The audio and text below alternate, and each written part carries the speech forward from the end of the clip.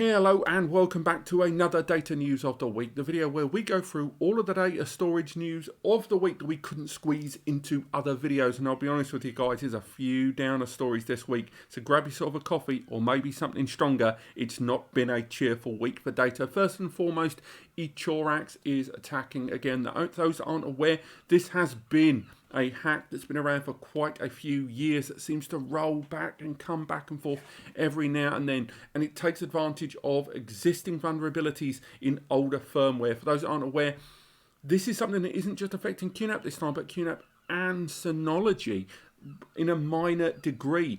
Namely, this is something where taking advantage of Qnap NASes that haven't been updated for a very long time, there is a known vulnerability within HBS3 and a shutdown vulnerability that allows an injection to be passed into the Qnap NAS and therefore encrypt the content of the system and leaves a ransom note where you have to pay the ransomees. There's a key there for a Bitcoin key to pay 0.1 Bitcoin, it's about $500 to $600 to get the encryption key and unlock your NAS. Now, this is something that lots and lots and lots of firmware updates have ironed over, but those that hadn't updated their firmware, even though they've been told a million times by people like me, they still haven't done it, and they've managed to pass through and inject eCh0raix, the encrypted hacking software there. But what's changed this time is people that have been able to decrypt the injection there, the payload that's injected into it, have found that this has been attempted on Synology's as well to a greater or lesser degree.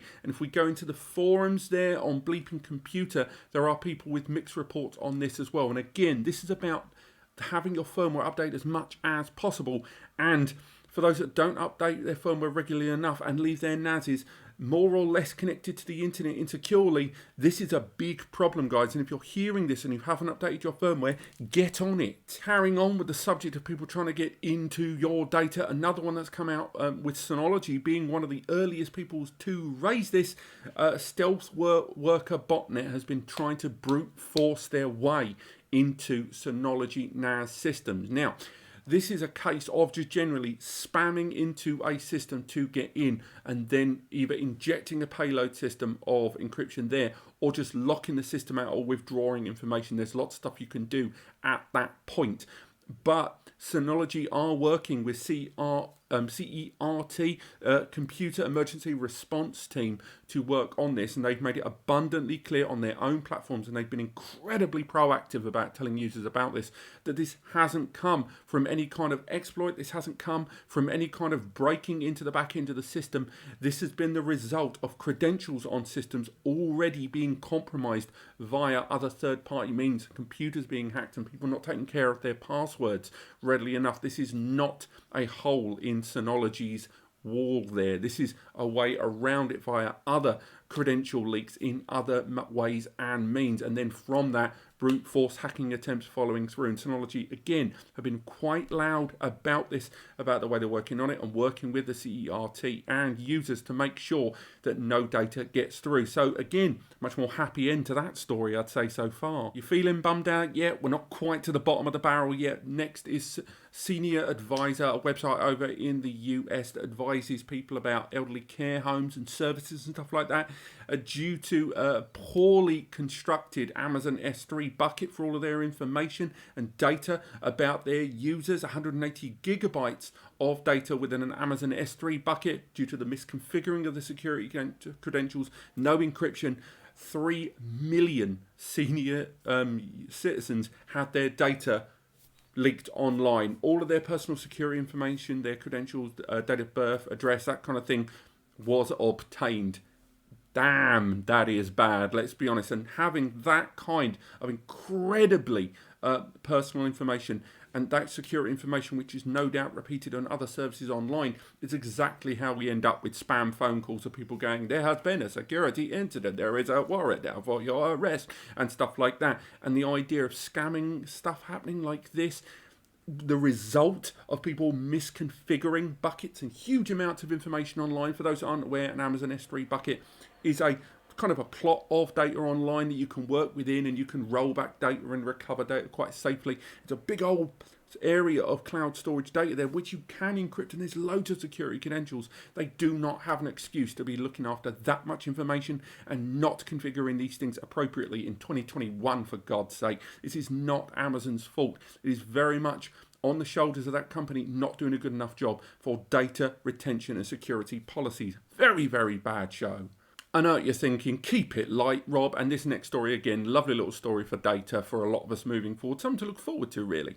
A story over on Computerbase, just a little under a week ago, for a solution from ADATA. They did a big old presentation, and this product, the SE920, it's an external USB drive. Why should you care?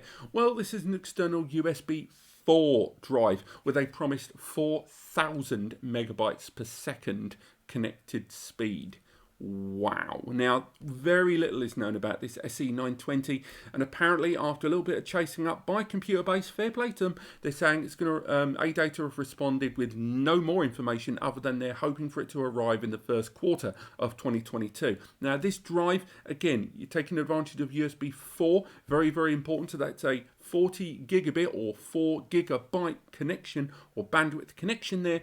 Not to be confused with USB 3.2 Gen 2 X2, which is 20 gigabits or 2 gigabits per second there. This drive clearly takes advantage of M2 NVMe connectivity, and how the internal architecture of that, if they're going to use PCIe Gen 3x4 SSDs, I don't know how they're going to max out 4,000 megs there, whether they are confusing bandwidth with speed, not Computerbase, but ADATA themselves being a little bit naughty about how they present this drive, or it's going to be take advantage of PCIe Gen 4 over crossed USB 4 connectivity. That's going to be intriguing to say the least, and how this configures and translates into Thunderbolt 5 that we talked about last week that was accidentally leaked, naughty. We're going to have to wait and see on that one. But this has been data news of the week. I know it's been pretty blue for the most part. It's been pretty sad, really, for a lot of people losing a lot of data one way or another, or at least a potential threat of it. And we will be going into a lot more detail in a video very shortly, where we're going to be talking a lot about the hacks and the brute force attacks that are happening right now, or at least attempting to happen, and how you should be protecting yourself. Get your passwords in order, get your IPs blacklisted or whitelisted where possible, and double check all your firmware updates. Otherwise, thank you so much for watching, and I'll see you next time.